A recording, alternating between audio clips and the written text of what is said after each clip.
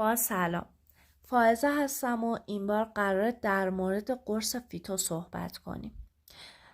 قرص فیتو یک مکمل غذایی حاوی عناصر و عصاره‌های گیاهی مانند اسیدهای پرچرب امگا 3، ویتامین‌ها و مواد معدنی که بیشتر برای تقویت و رشد موها و جلوگیری از ریزش مو و تقویت سلامت مو و پوست و تقویت ناخن‌های شکننده مورد استفاده قرار می‌گیره.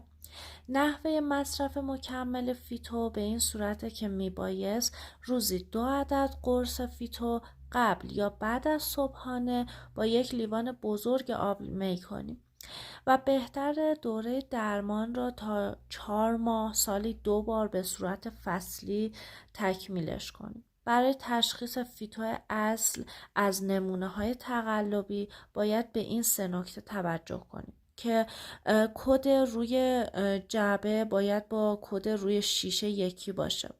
قرص فیتو اصل بیضی شکله و باید همه قرصا به همون اندازه و اون شکلی باشن. رنگ قرص فیتو اصل پررنگ تره، اما نمونه های تقلبیش رنگ های روشن تری داره. در نهایت توصیه میکنم اگه خواستین این قرص رو مصرف کنین حتما قبلش با دکتر پوست و مو مشاوره کنید.